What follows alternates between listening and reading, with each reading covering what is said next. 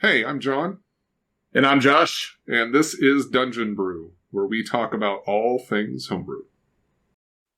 Welcome to Dungeon Brew. Alright, so last week we were talking about building a monster, and that is a very complicated process, obviously. So this week, I thought we would talk about building a race instead, something that the players can actually use in a game in order to, build out the character that they want to build. So why don't you talk a little bit about what that process looks like in terms of building a race, especially from the creative side, making that race feel like something different than what you're going to get out of the run of the mill player handbook. Sure. Creating races is probably something that I even score higher than creating monsters because I love diving into a race and really getting to experience that because that's who we get to play in the game. Right. There's typically five different things that I look at in creating the lore around a race to see whether or not they fit in the world well. And it comes from five different questions that I ask myself. The first one is what do they look like? What are their features? Hair color, eye color, skin color, those types of things. And how does that fit in the part of the world that they're in? And how is that meaningful or perceived by others that may be occupying or inhabiting that same world? Okay, The so second part of the world, then you're talking about, like, if they're a northern a northern climate type race versus a southern climate versus a subterranean whatever, you need to Mhm. account for that when you're determining appearance. Yeah, absolutely. Okay. And I know that in a little while we're going to be talking about the Thrice Nine Legends saga and some of the races that we've been working on that. And the Thrice Nine Legends saga is specific that there's certain races that only have red hair and no one else does. There's certain races that are known for their blue eyes, and this is meaningful and perceived differently by other races that don't have that same characteristic. Right. So what they look like holds a lot of meaning in the world itself. Yeah. So the second question that I ask is, what is their civilization like? And this is where sometimes I get too far into the weeds because I like this, but Right. it's looking at the politics, the religion, the culture, the celebrations, things like that that are the pinnacles of their civilization and how society functions. Right. Um, Because it's not every single culture does not look like American culture, for instance, mhm. with specific holidays at specific times of the year and that type of thing. It's very easy, honestly, just to even like look across an ocean one way or the other in terms of like how holidays are celebrated differently by different cultures in our world, and you should account for that then when you're looking at creating your own races and your own cultures in the world for what you're making. So Yeah, 100%. And I know for myself as a player, when I get to take my character into a city and it's a certain time of year and they're celebrating some sort of festival, and I see um, the traditions that are being celebrated in that festival as a character that are unique to me, it really makes the world feel large. It makes it feel well developed. And for me, that's exciting. So I like to think about those things when I'm creating races, about what this would look like if my characters were to go through the lands of this particular race and what they would be experiencing. yeah. Uh, the third thing I look at is the history. Mhm. All of the races, I think, should have a long history full of conflict and celebrations, whether that be wars or dynasties that were being done, or just a progression of culture and ideas and those types of things, and looking out that history has developed over time. Mhm. This is probably something you just want to have some quick notes on to have some idea of when you're first starting to create the race, but giving them a place in the history of the world. Right. The fourth thing I think most people forget about, and that is how is your race viewed by others in the world? What is the perception that others have of your race? Now, we can think of Dungeons and Dragons races. Dwarves and elves are a great example. Halflings and gnomes are a great example. You think of them and you immediately have a concept, maybe even a gut feeling or a um, visceral response to that race based on the lore that you know about them. Does it Right. give a good taste in your mouth or a bad taste in your mouth based on how you view that race and what you know about them? And we all experience that, and you want that with races that you create as well. Right. And more importantly, I feel like is it's important to recognize probably how those races view each other. right? Mm-hmm. So it's how does a gnome view a halfling? How does a dwarf view a human? That type of thing. And Mm-hmm. I think honestly, it's something that was captured in the older D&D manuals quite well, and probably in the newer ones as well. Where it would say, humans and dwarves kind of get along, or they don't, or whatever, Mm-hmm. to try and establish that there are, and it probably goes very well in with the history thing that you were talking about. There is a long Mm-hmm. history that exists for any individual culture or group of people, Mm-hmm. and there are going to be long-standing alliances or feuds or Conflicts. Yeah. conflicts, feuds that go between those two. And so, how does that account for how they view each other? In your world, do dwarves and humans, have they been at war for a long time, or whatever race it Mhm. is that you're wanting to create or trying to capture? Yeah. And then the fifth thing that I look at when I'm creating a homebrew race is how is this race unique to the other races? And for me, when I create a race, I want them to stand out. I want there to be a target on them where you can read some type of inscription or lore or something while you're adventuring and recognize that it is attributed to this particular race because of this unique thing about them. It can be a real challenge though for a lot of DMs in creating homebrew races, and a lot of folks like to just kind of go back to the ones that are already there because these five pieces can be really complex to create these things and make them unique to what is already um, heavy-handed in fantasy can be really hard. I mean, trying Right. to create a race that is like elves that aren't elves is hard, or like dwarves but is not dwarves is hard. It's difficult to sometimes break away from those tropes or archetypes of certain races that are already so fluid in the gaming world. Right, and sometimes the way that people approach it is go, no, yeah, this dwarf looks like a dwarf, but culturally it's a Mm-hmm. 180. It's there. Mm-hmm. I think of R.A. Salvatore's the demon apostle, and the demon. I Mm-hmm. think you read those books as Yeah, well. yeah. The dwarves in his were actually more like redcaps. So Mm-hmm. they were violent, vicious, bloodthirsty, basically pirates that sailed around in the ocean in these ironclad ships and would come on land and just kill people. And those were the dwarves in that book set, which was just like it's like no, they're still dwarves. They did look different, I think, Mm-hmm. but they were closer to fairy tale type dwarves than they were Mm-hmm. the modern rendition that we think of Tolkien-esque dwarves or Dungeons and Dragons style dwarves. And sometimes taking that and flipping the culture on its head Mm-hmm. allows you to do something different with it as well. Yeah, and one thing that I oftentimes encourage people to do, which is something that you and I focus on, is looking at maybe this isn't the correct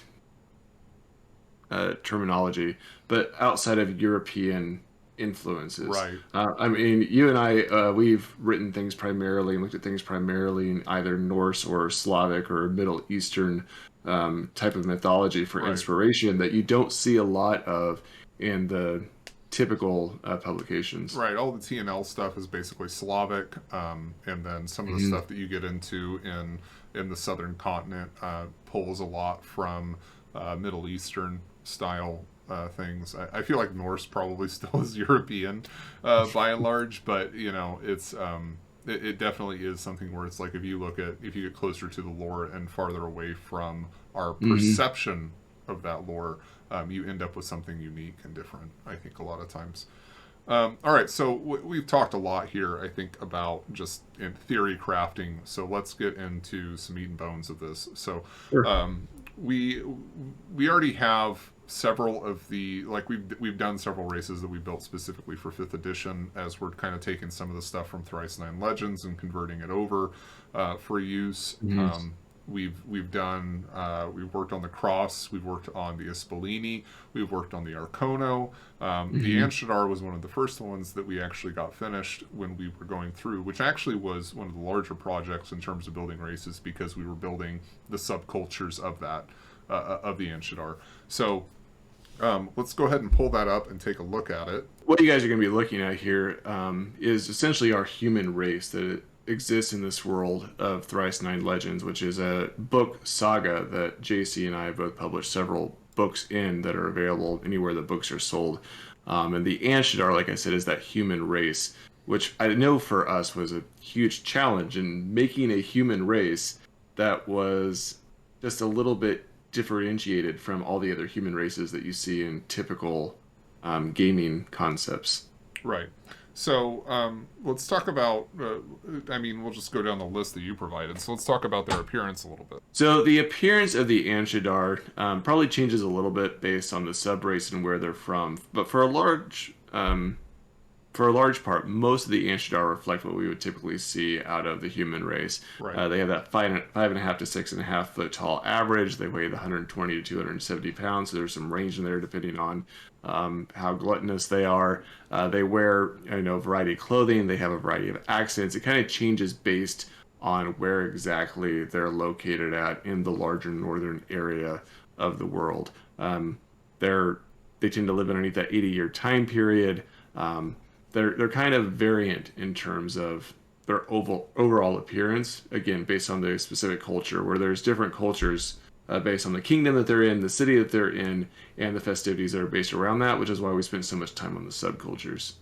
All right, so yeah, then let's look at those a little bit because if we're wanting to differentiate, trying to show, how appearance varies, let's look at that a little bit. Which, we have some traits up here on the screen for what the Anshadar are in general, and then we have specific ones for the Lonmirians, the Ariadnians, the Gatinians, and the Temarians. But for these, how are we expected to differentiate based on appearance between at least a couple of these? We don't have to go through every single one of them. Sure. So some of these things that we would look at a little bit closer is let's go ahead and just look at the Ariadnians and the Gatanians. Okay. Who knows? So the Gatanians are usually a wealthier culture. So their appearance is going to be wearing more colorful robes and more jewelry and more fashionable things that are available to them, which maybe we didn't detail this as well in here as we should have, and we'll have to look back at that. But they typically have lighter hair, their skin is light. They are one of the few folks that are going to be found with golden hair or brown hair in the realm, just based on the noble-like blood that you typically see flowing through that kingdom. And this is one of the signs of nobility among the people. Whereas for the Ariadnians, they're kind of closed off. They have kind of the same light skin as as the Gatanians, but their hair is usually black or brown, and their eyes are closer to a grayish color than a bluish color in the way that they're put together. They're also, like I said, separated from most of society, so they're more drab in appearance. Darker clothes, not as fanciful, more in terms of utility. They're considered the hero warriors of the realm, so they're focused primarily on utility, what it means to go into battle and be prepared and use what's going to make sense and not be over flourished, if that's the right word. Yeah, no, that makes sense. So appearance then is not just like the physical differentiations between the two of them. I know you talked about hair and eye color, but it's also something that has to do with the cultural differences between them, their outlook on the world, pragmatism versus extravagance, trying to embody the way that you see the world, because that seems to be probably thematically true, and you don't think about it a lot, but the way that I present myself to the world is probably a reflection of either how I see myself in the world or how I see the world itself. Absolutely. I think that's true. Yeah, I think that's true of humans, that oftentimes how we fix our hair and what jewelry we wear and the color of clothes that we wear and that type of stuff oftentimes reflects kind of our own ideology of how we perceive the world and our place in it. Right. Okay. So let's talk a little bit about civilization then and the differences therein, which I think you cracked on a little bit here just because you were talking about the way that they view the world a little bit. But is there anything more to say about civilization in regard to these two? Yeah, I think so. For one, there's a lot of lore that's in the books, of course, that you're not going to see necessarily in these couple of pages that we put out.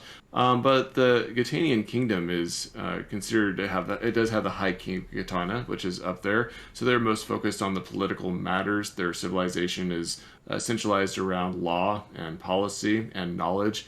The High Spire is also in their kingdom, which is essentially their large library of books.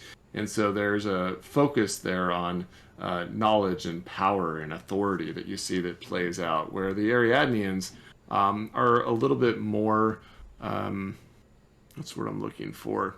I'm like scanning the text with my eyes so I can kind of pull out the exact words that we've used before. But they're a little bit more superstitious. They do have a gallant behavior.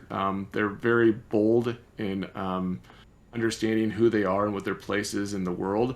But their civilization is built around superstition and around myth because they're located in this really enigmatic forest where there's a lot of creatures and monsters and unique, mysterious types of things that float around that aren't quite understood, that is almost bereft with magic. And so it very much impacts who they are. Like, for instance, they decide what your place is in society in terms of what direction the wind blows. Right. If it blows in certain directions, that determines what your role is among their people. Right. So yeah, there's definitely a lot to be said in terms of how their view of the world and how their history has affected that view of the world. So there's kind of like this there's this echo effect where it's like they think that something is true. They see something play out in the world that comes back to them, and then they verify that with their own mythology. So that's very interesting. So in regard to those two again, so since it's just going to be easier to keep that confined to a conversation about the two we've been talking about, how do they view each other? Sure. So a lot of this is also built on the history piece in terms of how they view each other. So you have the history, and then you have their views. The Gatnins have several treaties that have been signed over time that has given them that high king status and allows them to kind of have the final say in all four of the kingdoms in the area. And one of the things that is true of the Ariadnians is that they're at the beck and call of Gitana when war is afoot. And so the Gitanans almost view the Ariadnians as being their peons or their pawns, someone they can call whenever needed. Whereas whereas the Ariadnians, while they see kind of the being underneath the thumb of the Ariadnians, they also have a certain respect for their place in that and don't necessarily balk against it. All right. And so finally, I think that this is probably something that we probably should key on quite well, because these are humanoid races that are meant to be the Thrice Nine Legends version of humans. What makes them unique? Not only what makes them unique from other human races in other published materials, but what makes them unique compared to one another. Yeah, so for one, I think a lot of it falls back on those same pieces with how their civilization is structured and what their history looks like. For the Gitana, we see that we've given each of them different abilities based on their culture and how things are put together. So Gitana focuses primarily on the sun god, Daz. And so having a connection with this holy god in their eyes gives them this, again, supremacy that sets them apart from other humans in the realm that don't necessarily perceive themselves in the same way, where the Ariadnians are very much war trained, combat ready, that probably reflect other races that come to mind in D&D, where the humans themselves are invoking this same type of combat readiness and this steadfastness to be ready to engage with the evils of the world whenever they're called upon. All right. So yeah, there's a lot to cover there. I think a lot of it is nuanced. So it is not necessarily that there is a huge difference, in the sense that it's like, this human is like the difference between a dwarf and an elf, for instance. But it is something where it's like the place that this civilization has in that world is different from the place that the other civilization has. Their role in the world, the way that they're perceived, all of those things kind of build upon themselves to create something that ultimately is unique to that world. Yeah. And I do think that they have pieces to them that are unique, but it's really up to the player on how much they highlight that in their role play as the character in the game. I've oftentimes played with people that play a dwarf and an elf the same way, or Right. a halfling and a human the same way. And while there's unique things that you can draw upon to really bring out those characteristics of the race, that it's kind of missed out on in the course of gameplay.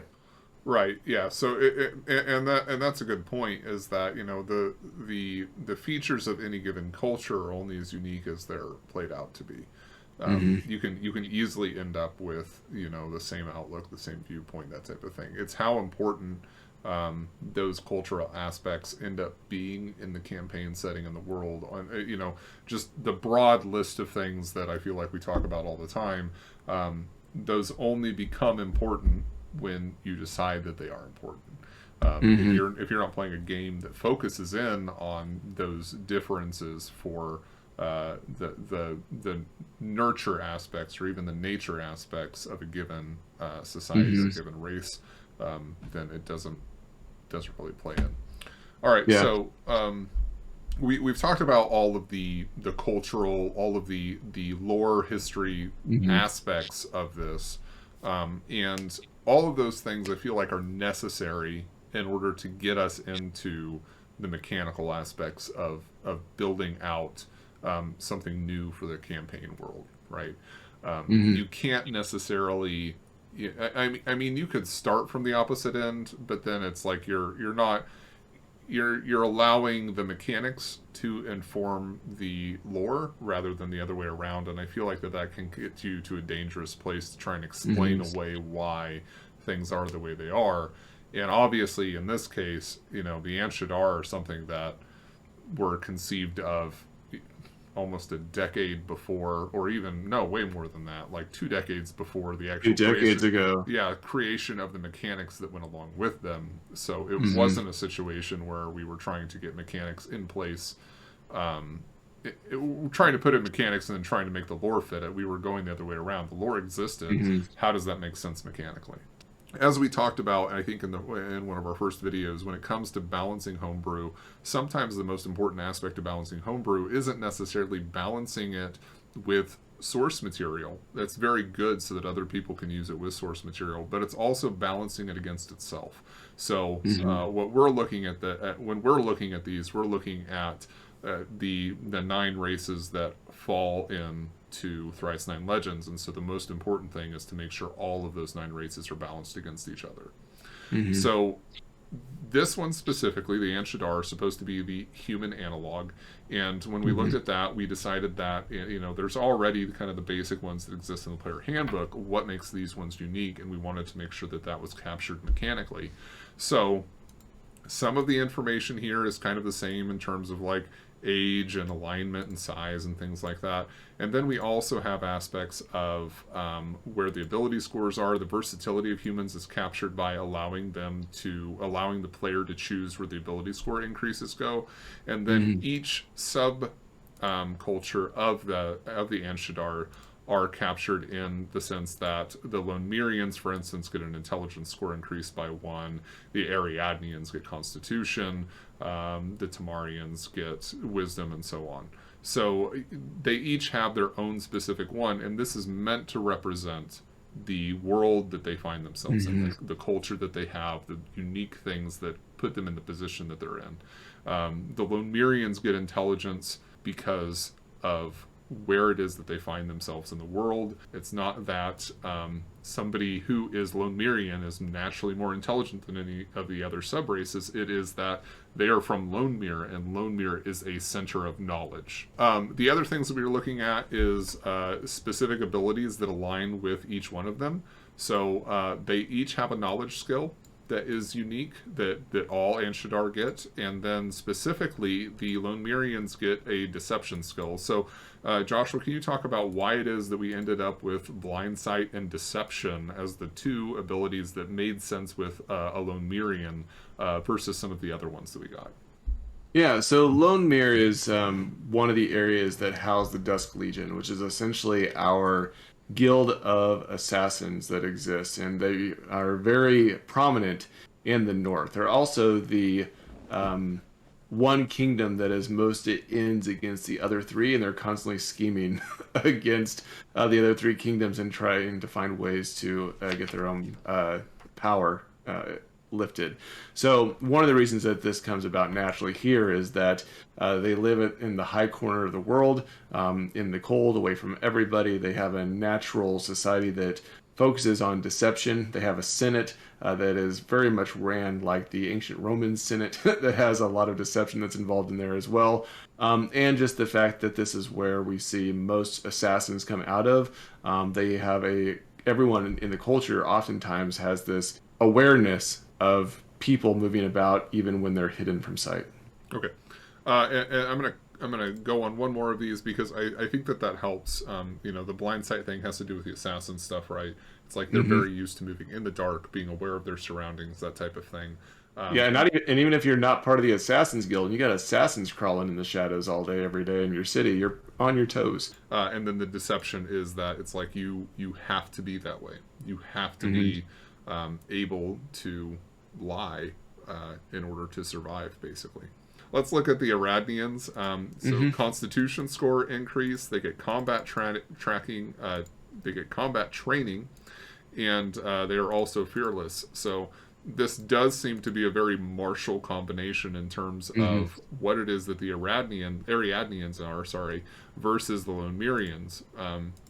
Intelligence, moving in the darkness, and then just being natural-born liars, basically. Like, that combination is definitely at odds with what the Ariadnians are. So can you talk a little bit about why it is that those abilities, those traits, make sense with the Ariadnians versus the Lemurians?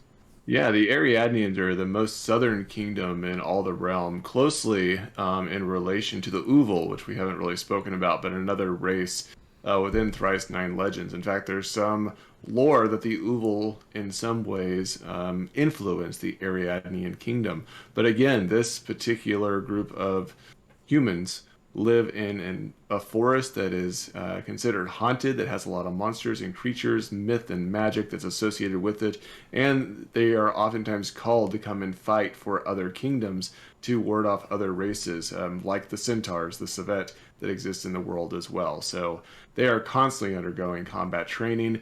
They are considered to be the hero warriors of the realm of the entire north. You want somebody who's got your back, you try and call for an Ariadnian. You want somebody to stab someone in the back, you call a Lemurian. Exactly. Right. Okay. Very good. Okay, so, again, this is just kind of like a brief look at this. It's the process that we go through, right, when we're wanting to create a new culture or a new race. Looking at the lore, looking at the things that make that race stand out versus the other ones in the setting, more important than anything else. And then making sure that the abilities that culture has make sense with where they fit in the world. And when you're creating races, you want to make sure that you're not showing favoritism in one way or another just because you particularly like a race more than another one. Even if you created all of them, sometimes we still lean towards particular races going, oh, I like this one more than the rest, so I'm going to give them the ante up. Right, and that's definitely a danger there where there's a tendency to homebrew something, and this is true across monsters, classes, races, whatever it is. There's a tendency to have that bias baked in, and where that culture, that race is weak or not particularly proficient is just as important as being aware of where they are proficient. Yeah, absolutely. Now, well, before we wrap up, I do just want to give a thanks to Simon Walpole for the images, the conceptual art that you're seeing here. In this particular thing, he had done those for character concepts in Thrice Nine Legends, so thanks to him for doing that. Right. And the Anshadar, as well as a number of the other ones as we kind of complete them, the races that we complete for Thrice Nine Legends are, again, they're on the Patreon. So if you guys are interested in seeing more about those, then that's where you can find them at. Dungeon Brew.